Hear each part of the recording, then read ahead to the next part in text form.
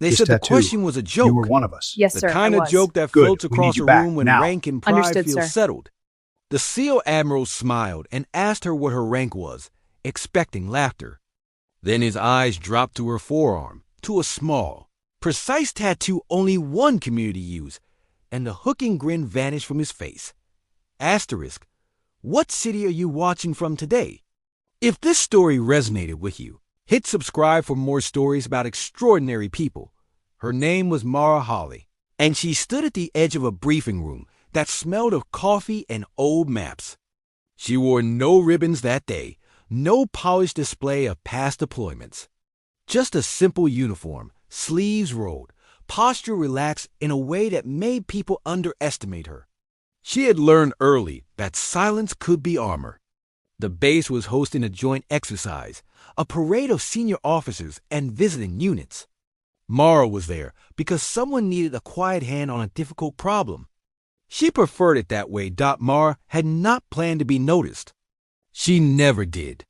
She had grown up in a place where attention brought trouble, and she learned to move through rooms without ripples. She had enlisted young, trained hard, and kept her head down.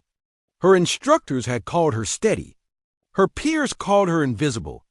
Only her team knew the truth, and they guarded it like a code.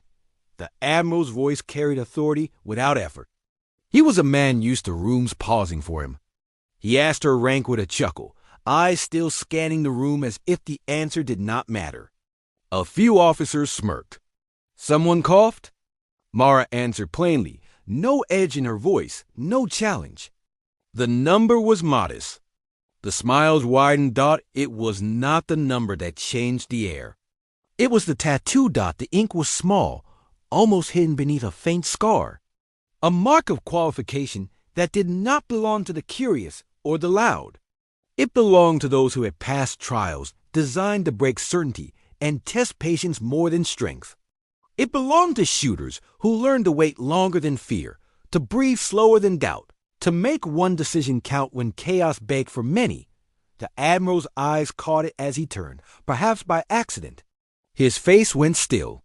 He stepped closer, not aggressive, not loud, simply present. The room quieted because he had quieted. He asked her to roll her sleeve a little higher. She did, without ceremony. Years earlier, Mara had stood on a range at dawn while wind folded the air into tricks. Her instructor had said nothing for an hour, watching her adjust, watching her refuse to rush. When she finally fired, the shot felt like a promise kept. The steel rang distant and clean.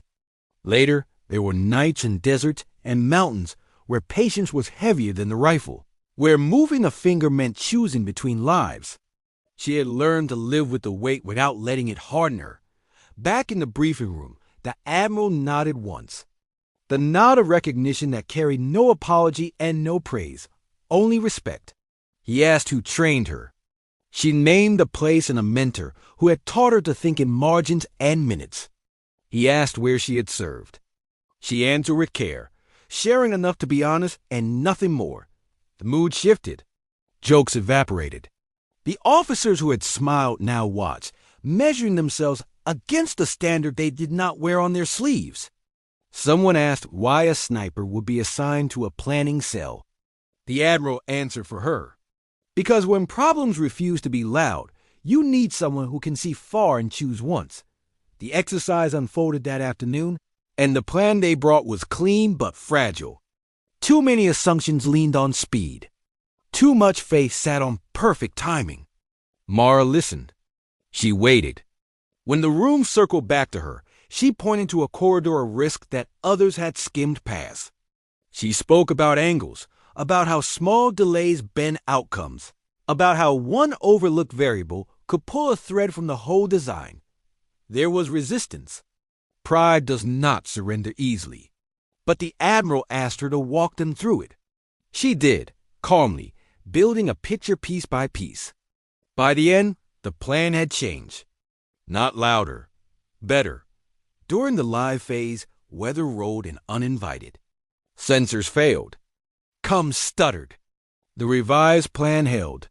Units moved with space instead of haste. When a simulated casualty forced a choice, The decision was already built into the structure. The exercise concluded with a quiet success that felt earned rather than flashy.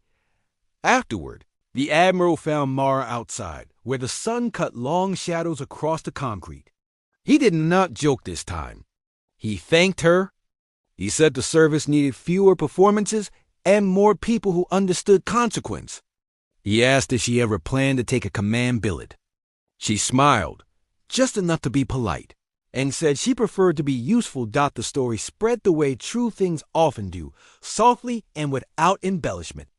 A joke that froze, a tattoo that spoke, a lesson that lingered.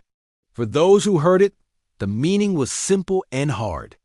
Do not measure people by the noise they make. Look for the marks that matter. Respect the work done in silence.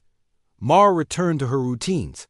Training, planning, long hours where nothing happened and everything depended on readiness. She carried no resentment for the joke, only understanding. The world teaches us to assume. Experience teaches us to look again. What did this story make you feel? Where are you watching from? Subscribe to Soul Relief Stories for more real stories that heal the heart.